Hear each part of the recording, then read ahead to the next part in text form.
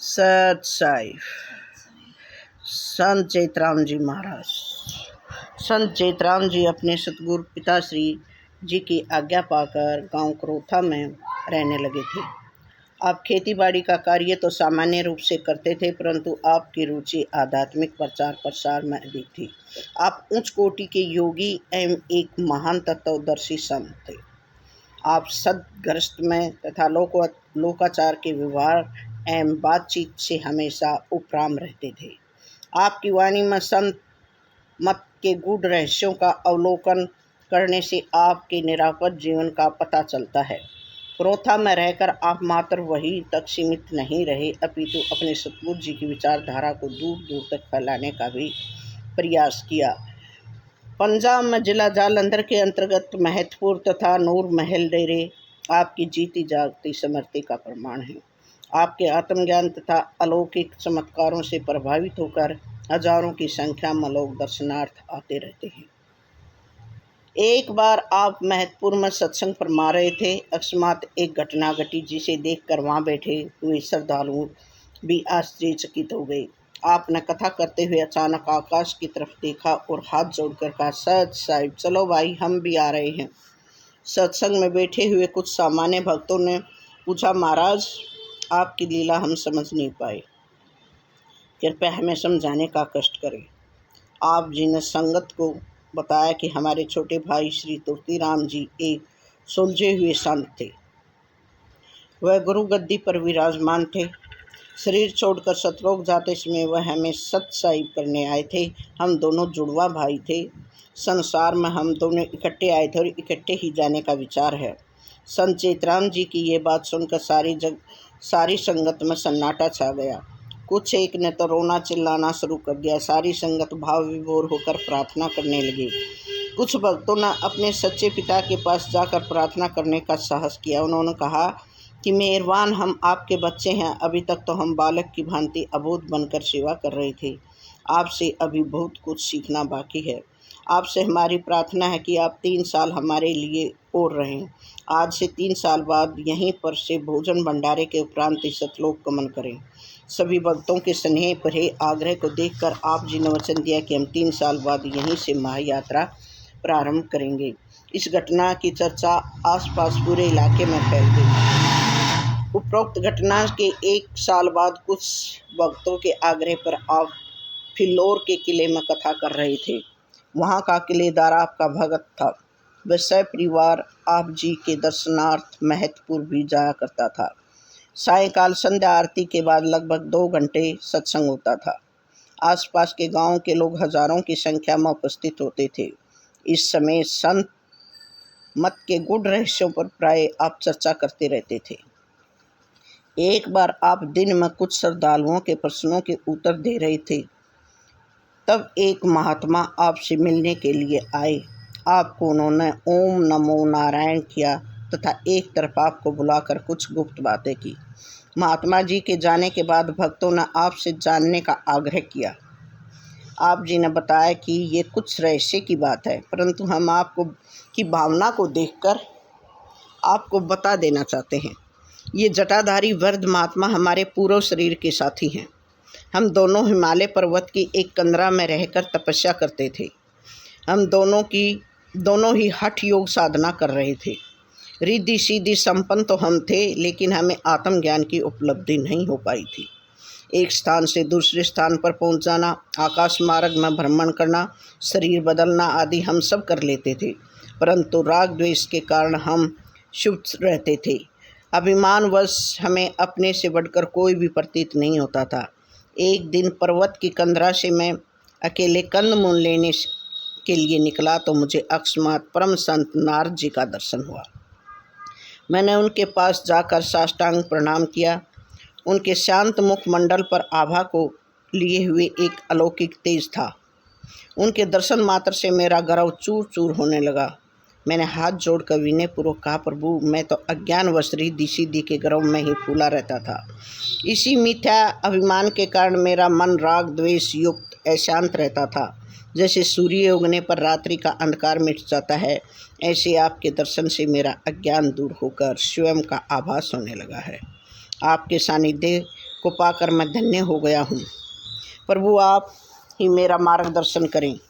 मेरी जिज्ञासा पूर्ण प्रार्थना को सुनकर महामुनि नारद जी ने कहा, मानव मात्र का कर्तव्य अपने स्वरूप की प्राप्ति करना है। आत्मज्ञान के बिना जीव का मोक्ष संभव नहीं है। ये रिद्धि सिद्धियाँ तो योगी के लिए साधन मात्र हैं। ब्रह्म ज्ञान की प्राप्ति के लिए संत के सानिध्य में रहकर ही संभव है। यह कहते हुए महामुनि नारद जी ने कहा कि हरियाणा प्रांत में एक छुडानी नामक गांव है। वहाँ पर संत गरीबदास नाम के एक ब्रह्मज्ञानी पुरुष ब्रह्मज्ञानी पुरुष रहते हैं, जिनके सानिध्य में रहकर आप अपने लक्ष्य की प्राप्ति कर सकते हैं। ये कहते हुए संत नारद जी तो अदृश्य हो गए। तदोपरांत मैंने विचार किया कि मुझे परम संत गरीबदास जी के घर पर पुत्र रूप में पैदा हो जाना चाहिए। इससे बढ़कर मेरे लिए परम सौभाग्य और क्या हो सकता है। मैंने वापस अपने स्थान पर पहुंचकर सारी घटना अपने साथी महात्मा जी को कह सुनाई। वह भी सुनकर बहुत प्रसन्न हुए और कहा कि आप जाओ, मैं आपके इस शरीर को सुरक्षित रखूँगा। साथ ही महात्मा जी के आश्वासन देने पर मैंने सतगुरु गरीबदास जी के घर पुत्र रूप में जन्म ले लिया। यहाँ आने पर हमने सतगुरु जी की सेवा के साथ साथ आत्मज्ञान प्राप्त किया तथा उनके सानिध्य में रहकर श्री परमानंद का रक्षा स्वादन करते रहे। उसके उपरांत सतगुरु जी ने मुझे प्रचार प्रसार के लिए क्रोथा गांव में भेज दिया। उसी समय से लेकर आज तक हम सहज योग का प्रचार कर रहे हैं। ये ऐसी साधना है जिसे गृहस्थ जीवन में रहकर भी किया जा सकता है। ये हमारे साथी जटाधारी वृद्ध महात्मा आकाश मार्ग से ही यहाँ पर आए थे।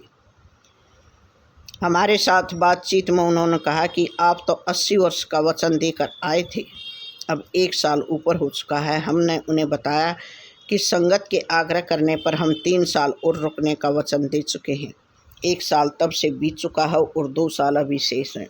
ये सुनकर मेरे साथी वापस चले गए। वहाँ पर उपस्थित किलेदार समेत सभी भक्त बहुत हैरान थे, परंतु सतगुरु जी की इस महिमा को सुनकर सभी मन ही मन प्रसन्न हो रहे थे। वे वापस में कह रहे थे कि हमारे सतगुरु जी तो ब्रह्मांडों के तारन हार हैं। ऐसी अलौकिक लीलाएं तो पूर्ण परमात्मा ही कर सकते हैं। कुछ देर बाद किलेदार ने हाथ जोड़कर विनयपूर्वक कहा, प्रभु, हम उस स्थान का दर्शन करना चाहते हैं जो चिरकाल पर्यंत आपकी तपस्थली बनकर रहा। भक्तों के आग्रह पर संत चेतराम जी ने उस जगह का पता बता दिया। कुछ समय बाद किलेदार 3 साथियों सहित वहां पर पहुंचे और थोड़ा गुफा की तरफ चलकर देखा तो सामने उन्हीं जटाधारी वृद्ध महात्मा के दर्शन हुए जो महतपुर में आए थे। आप सभी ने उनको सादर प्रणाम किया। तत्पश्चात महामुनि जी ने पूछा, आप चेतराम जी के पूर्व शरीर के दर्शन करने आए हैं? सबने कहा, जी हाँ। तब उन वृद्ध महात्मा जी ने गुफा की तरफ इशारा करते हुए कहा कि वह सामने पत्थरों से ढका हुआ शरीर संत चेतराम जी का पूर्व शरीर है। आप सब ने दर्शन करते हुए साष्टांग प्रणाम किया। तदोपरांत उन वृद्ध महात्मा जी से आज्ञा लेकर वापस फिल्लोर में आ गए। किले में आकर आसपास सभी प्रेमियों को आंखों देखा घटना बताई।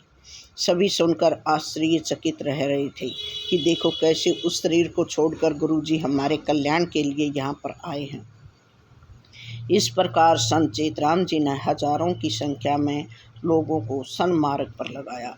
आपके हृदय प्रदेश से प्रस्फुटित अनुभव वाणी को श्री नरसिंह दास जी भोजपत्रों पर लिखने का सतत प्रयास करते रहे।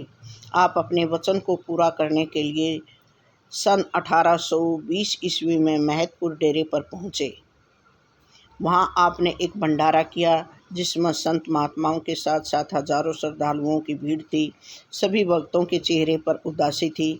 सर्वप्रथम संत महात्माओं ने भोजन किया। यज्ञ का बचा हुआ शेष भाग भक्तों ने प्रसाद रूप में ग्रहण किया। संत चेतराम जी ने मात्र थोड़ा सा दूध लिया और पद्मासन लगाकर बैठ गए। भक्तों के उस वचनानुसार 3 साल पूर्ण हो चुके थे। सभी अपने गुरु जी के मुखमंडल की तरफ एकटक निहार रहे थे। चेतराम जी ने 3 बार सच साहिब का उच्चारण किया। तदोपरांत सचखंड और महाप्राणी प्रायण करते हुए उनकी ज्योति उस परम ज्योति में विलीन हो गई।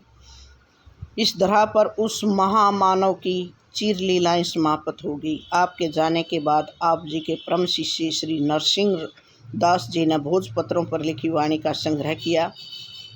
तत्पश्चात आषाढ़ मास की शुक्ल तिथि षष्ठी को सन 1836 ईस्वी में हस्तलिखित ग्रंथ तैयार करके पुनः लिपिबद्ध किया, जिसमें कुल वाणी संख्या 11,334 है। यह मूल खसरा ग्रंथ है। इसे संत चेतराम जी की वाणी के नाम से जाना जाता है। ये ग्रंथ क्रोथा गांव में संत चेतराम जी के अनुयायियों के पास सुरक्षित है।